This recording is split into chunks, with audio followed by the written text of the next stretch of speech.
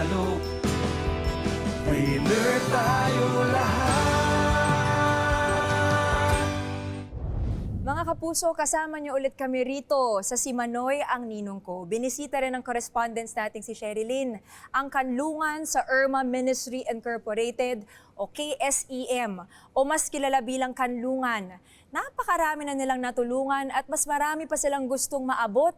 Kaya alamin natin kung ano nga ba ang lagay ng kanlungan. Ito ang kanlungan sa Irma Ministry Incorporated, isang non-government organization na itinayo ng isang most outstanding social worker na nagngangalang Consuelo Balbero. Itinayo niya ang kanlungan para sa mga children in street situations at children in need of special protection para po mabigyan ang kanilang pangangailangan katulad ng pagkain, hygiene amenities, alternative education at psychosocial interventions. Na-extend na rin ang kanilang mga programa sa pagtulong sa mga batang naaabuso ng pisikal, verbal, sexual, mental at emotional. Meron silang mga psychometrician, health workers, alternative educator, social workers, house parents at volunteer teachers na tumutulong at gumagabay sa mga batang naaabuso.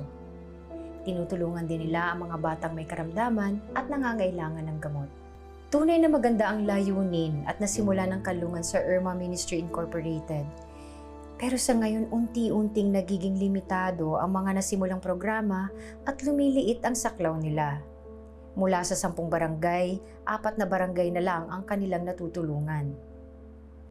Kasama ko po ngayon si Sir Wilmar de la Rosa para po pag-usapan natin yung mga pagsubok na kinakaharap po nila dito sa kanlungan sa Irma Ministry Incorporated. Sir, kumusta po? Okay lang po. Sherilyn po. Yun, thank you po. Kumusta naman dito, sir? So far, okay naman. Sir, bakit po bumababa ang sinasaklawan ng barangay at nababawasan po yung activities dito sa kanlungan? Yeah, for now po kasi ngayon, ma'am, for communities lang po yung concentration namin. Which actually, yung mga target na nare-reach out ng mga bata, more or less 400 mga children. Pero before, 10 communities po yung aming nare-reach out, which is nakaka 1,000 plus po yung nare-reach out namin. So, sayang kasi sa ngayon, medyo mababa po yung namin, yung funds namin. Tsaka sa manpower din po namin. Yun din po. So, na-mention niyo po yung pagbaba ng funds. Ano po yung mga programang maaaring mawala kung patuloy pong bababa yung funds natin dito sa kanlungan? Yung lahat ng programa na ginagawa po namin sa 4 na communities, such as psychosocial intervention, such as alternative education, yung aming street education program, at health activities namin. So lahat yung nagagawa namin. Doon sa 6 pang area, as in totally, di namin na-reach out. So wala po talaga. Sayang. Paano po kayo matutulungan?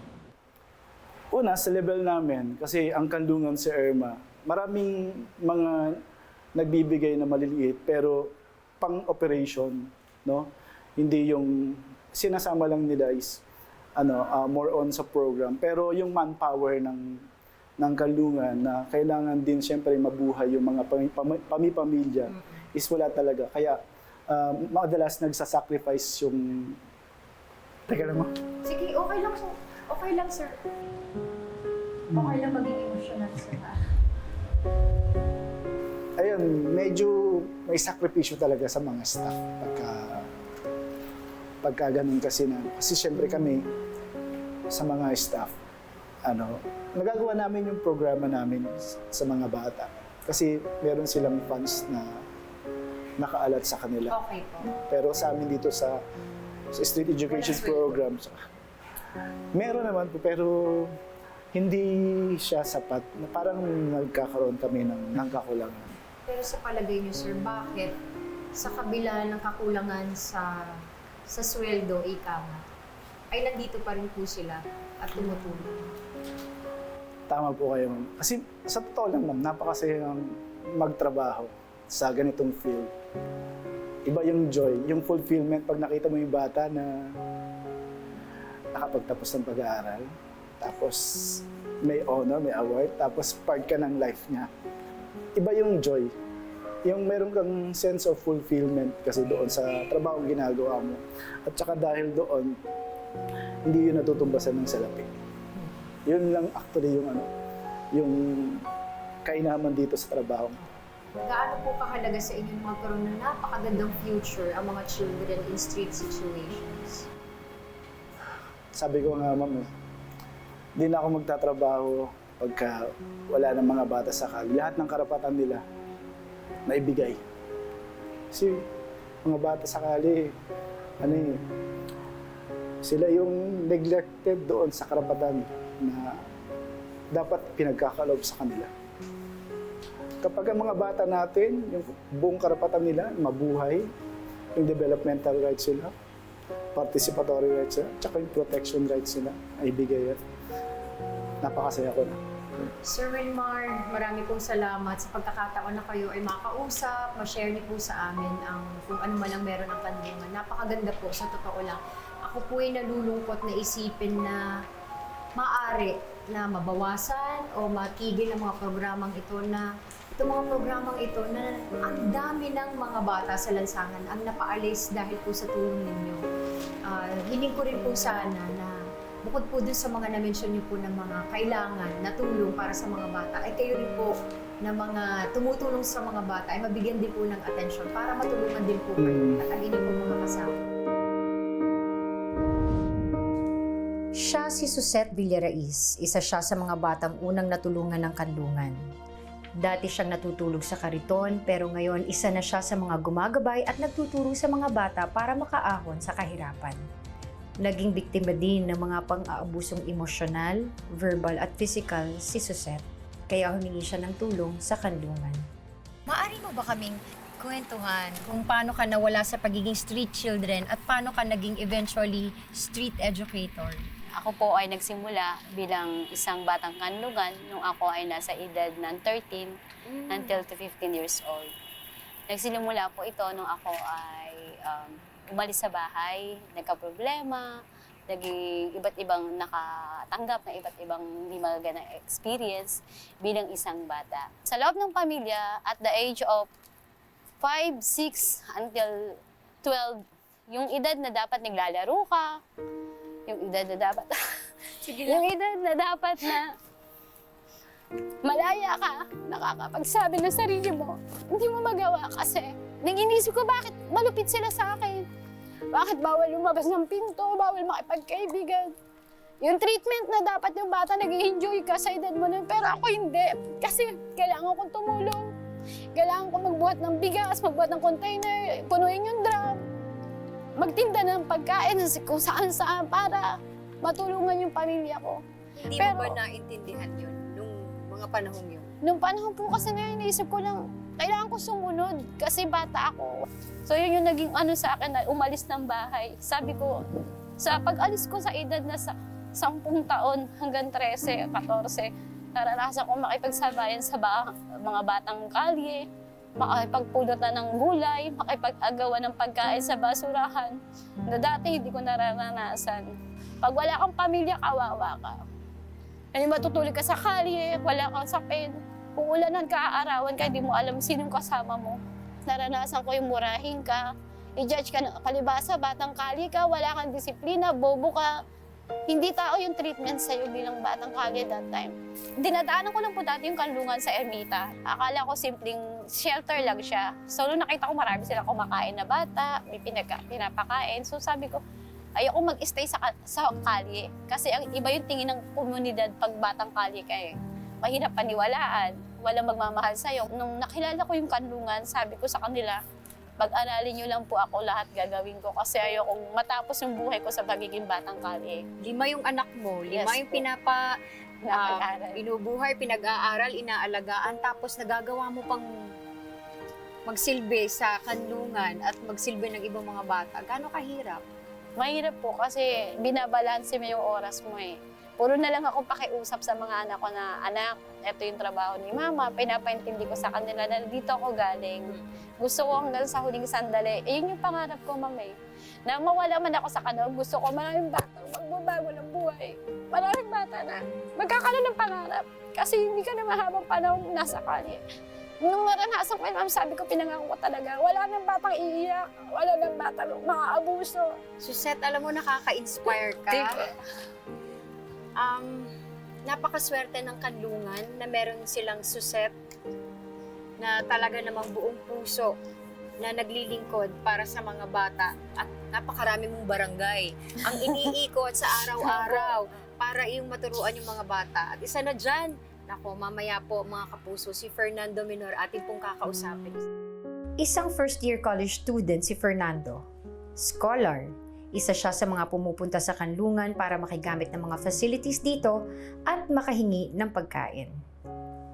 Sa regular na araw ni Fernando, naglalakad siya ng lagpas 25 minuto para makarating sa kanlungan para makikain at saka siya maglalakad ng 30 minuto para makarating naman sa pinapasukang university. Minsan, papasok na lang si Fernando na walang laman ang tiyan. Iniisip na lang niya na makakatapos din siya at kailangan lang ng konting pagtitiis. Hi Fernando, kumusta ka na? Ito po, patuloy lang sa buhay kahit sobrang hirap. Kinakaya ko kasi alam ko kapag hindi ako nagpatuloy sa buhay, ayoko maging dahilan yung nahihirapan ko para sumuko. Mas gusto ko yung makamit ko yung mga pangarap ko kasi dahil sa mga inspirasyon na ayoko maging hadlang yung pagiging mahirap para makapag-aral. Kaya ginagawa ko po talaga yung lahat ng paraan na kaya ko, na kontrolado ko para makapagpatuloy ng pag-aaral. Kasi naniniwala ako na pinanganak ka mang mahirap, meron ka ding mararating sa buhay.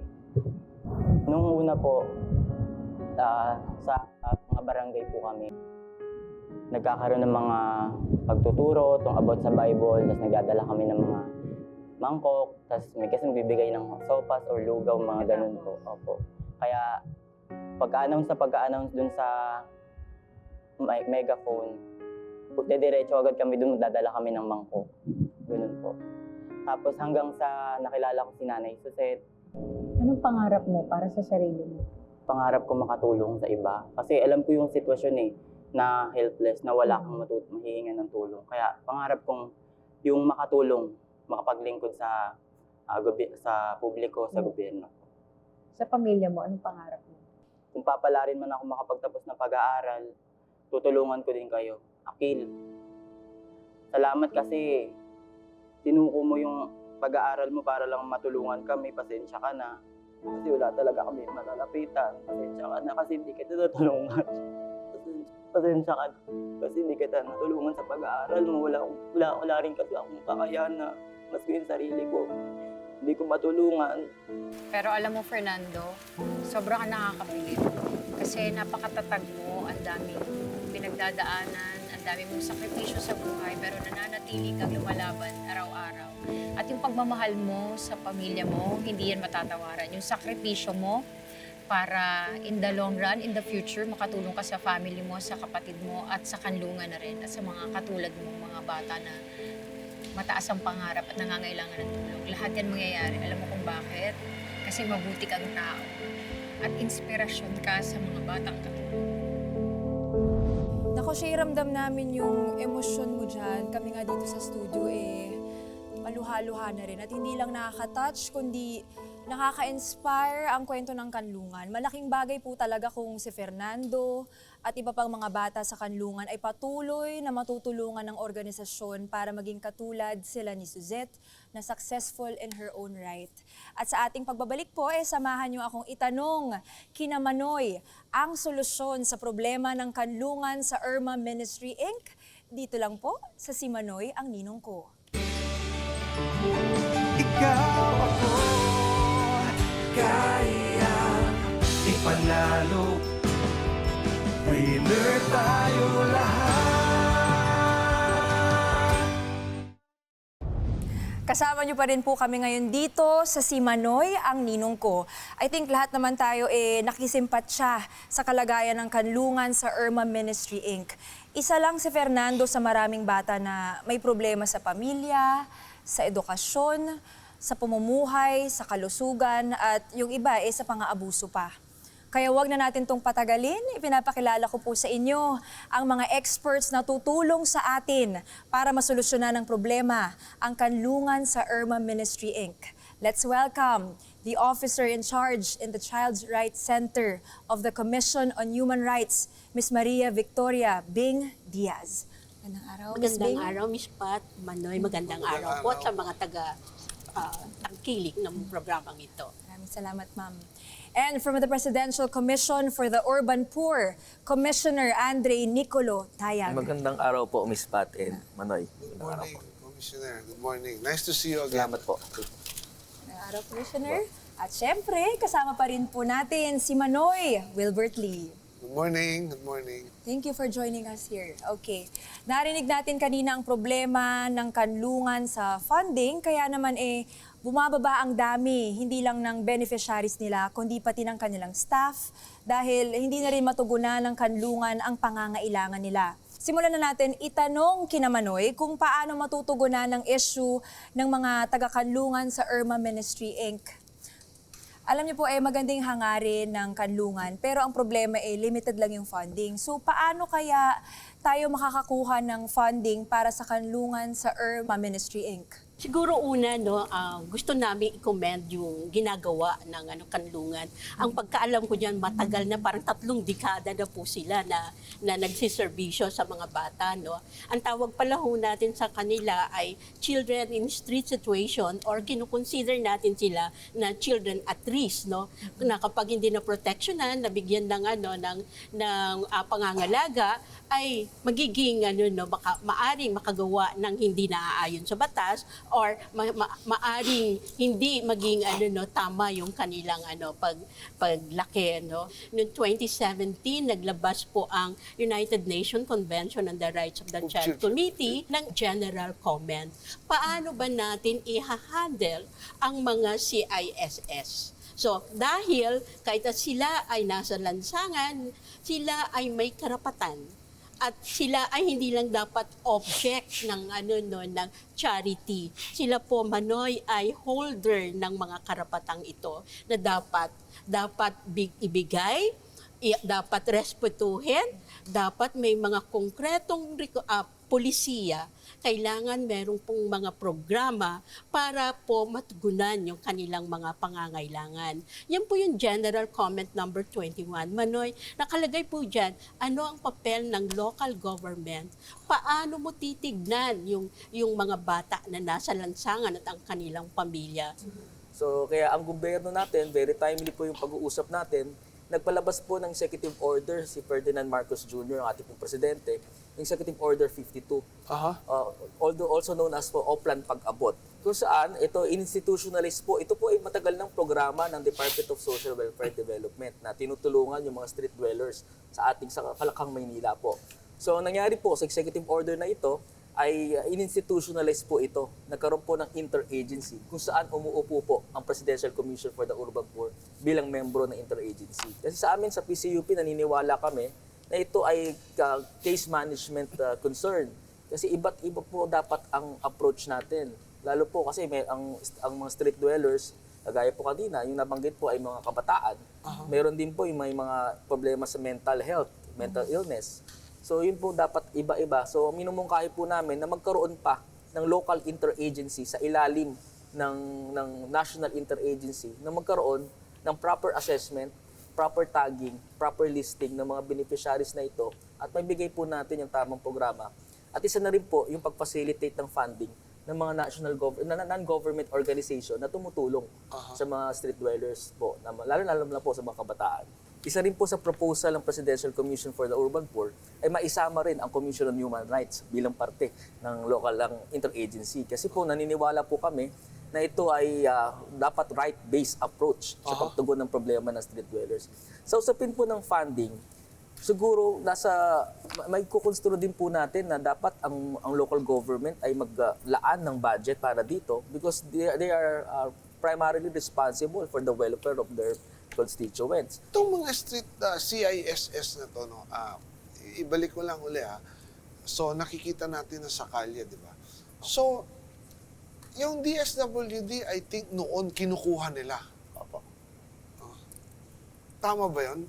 Pwede bang kunin yun? Actually ngayon, Or hindi na? doon po sa bagong utos ni President Marcos Jr., EO 52, ang tawag po natin sila yung Family in a Street Situation, no? FISS na po. So parang FISS na lahat ngayon.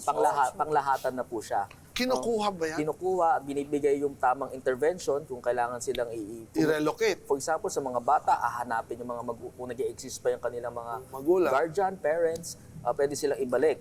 Pero kung hindi na nag-exist pa ang kanilang parents, pwede silang dalhin sa mga social welfare institution. Para kung ano po, kailangan ina-assess muna po. Meron tayong mga social welfare institution Meron po na mga under accredited. government Meron po accredited. or yung mga private. May no? mga Like private. White Cross. Yes mga po. ganun. Example, itong kanluran sa ERMA, pwedeng itong makipag-ugnayan sa PCUP, tutulungan ng PCUP para kumuha ng mga pondo para sa Yes kanila. po, yes po. Pwede po natin i-formalize ang partnership at ina-encourage ko po na magkaroon ng formal partnership kasi ginagawa po ng PCUP sa ibang non-government organization, nagsasagawa po kami ng Memorandum of Understanding para po ma-define yung scope ng partnership, limit ng partnership. At sa ganon, ay may tulong po namin, lalo na po yung usapin ng funding. Kasi po ang PCUP, wala po sa mandato namin ang kumuha ng pondo. Pero po, ang mga beneficiaryo po ng mga basic social services nito ay pwedeng tumanggap ng funding. So sa tulong po siguro ng organisasyon gaya ng Kanlungan. PCUP lang, tapos i-coordinate nila, dedirekta ngayon sa Apo. Kanlungan. So pwede po ma-facilitate, matulungan po tayo ng organisasyon na kagaya ng Kanlungan. Ito ba ang mga ganitong, is there a way na parang kung paano natin ito ma-qualify or na parang part of the seal of local good governance, Yes po. maisama natin itong isang... Actually, ano po yan, pwedeng ilagay doon na one of the Criteria, exactly. Na magkano ba ang allocation Issue ninyo ninyo sa mga bata para sa mga ganito, oo. for this particular Oo. right to education or Oo. support. Kasi po yung, di ba, siguro alam naman natin lahat na ang isa sa ugat ng problema na bakit may CISS ay dahil sa kahirapan. So, kailangan talaga natin i-address po yun, no? So, yung kahirapan na yan, pwede tayo mag-provide ng mga livelihood at masusustain po yan siguro. Mas masusustain ng mga local government kung naka-build in doon sa kanilang mga programa. Napakaganda, no? Sana ganito talaga yung mangyayari. Lahat po sana tayo, no? Sabi mo nga, whole of nation approach ito, no? Mga kapuso, umaasa rin talaga ako na magiging tuloy-tuloy yung pagtulong ng Kanlungan sa IRMA Ministry sa mga children and street situations sa Maynila. And despite the challenges, nakakatuwa na matatag ang loob ng ating mga kasama sa The Center at sa Kanlungan, lalo na yung mga kabataang patuloy na nagsusumika para ituloy ang kanilang pag-aaral. They really deserve to make their wish happen.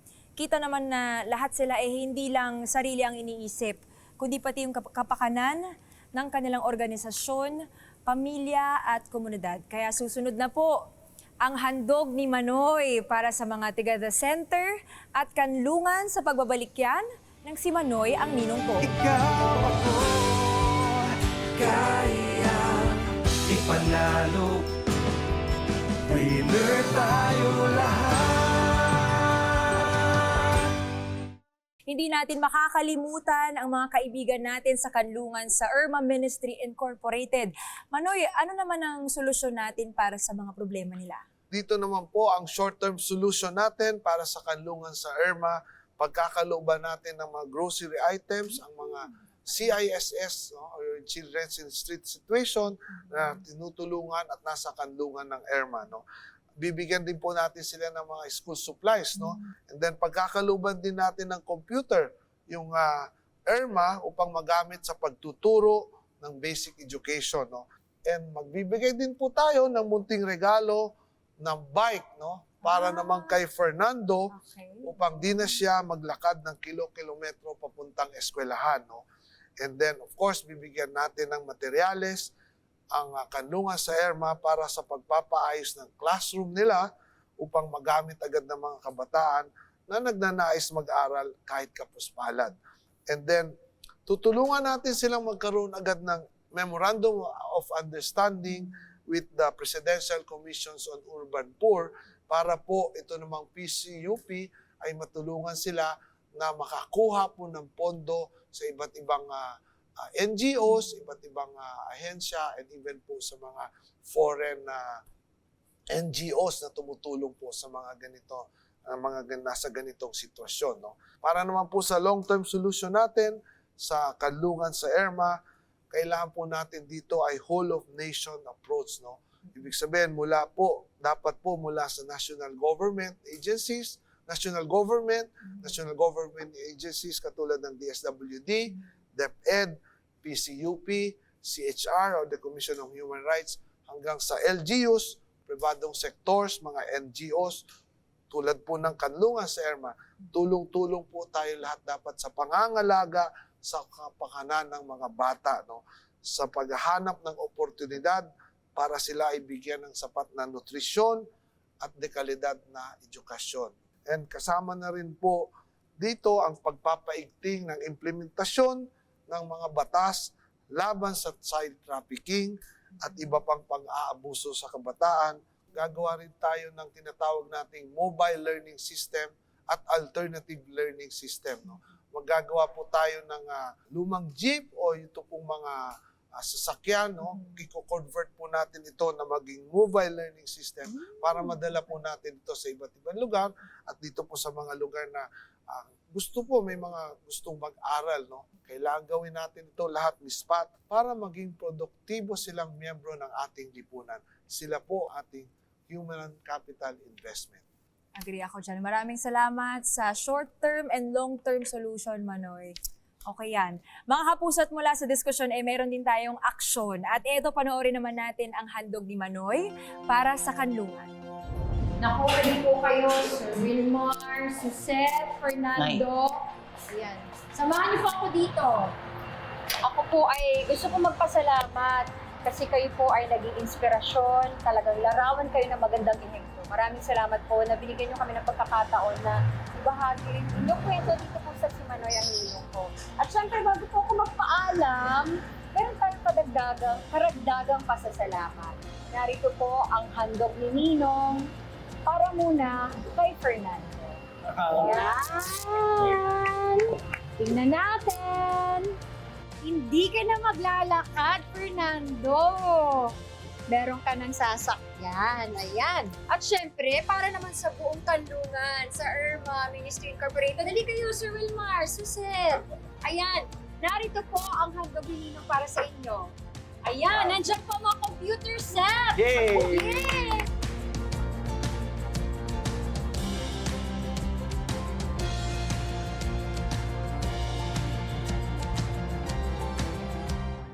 Ay, uuwi na naman po ako na busog ang aking puso't isipan sa mga aral na napulot ko po sa mga kwento ngayong araw na ito.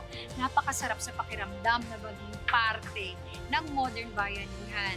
Sa susunod na linggo po ulit mga kapuso, ako po si Sherilyn Reyes Tan at ito po ang Si Manoy ang ninong ko.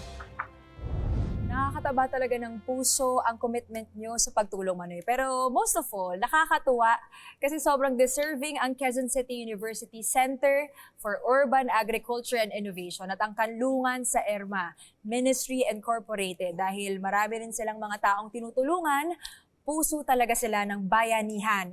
At para naman sa lahat ng may gustong idulog, may mungkahi o gustong tumulong, mag-email lamang po sa manoy.wilbert@agripartylist.com.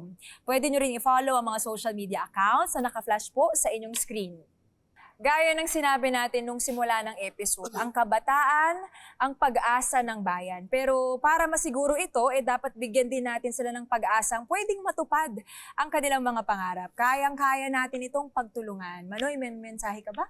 Well, Miss Pat, no, nakita natin sa dalawang istorya natin na ang kabataan, ito ay ating kailangan protektahan, ang kabataan ang pag-asa ng bayan. No? Pero para maging pag-asa ng bayan, dapat natin silang gabayan at suportahan. Ngayon pa lang, ipakita na natin sa kanila ang isang lipunang may puso, patas at may malasakit sa kapwa. Para yun din ang isa sa buhay nila sa hinaharap. Gusto natin may taguyod ang hustisyang panlipunan. Ikaw, ako, tayong lahat, kapag sama-sama, lahat ng problema, gaano man kabigat, mapapagaan at masusolusyonan. Sa pagtutulungan, panalo ang sambayanan, winner tayo lahat. Ayan, winner talaga lahat sa modern bayanihan. Kaya kasama po ulit natin sa susunod na linggo si Manoy Wilbert Lee at ako po Patricia Tumulak dito sa Si Manoy ang ninong ko.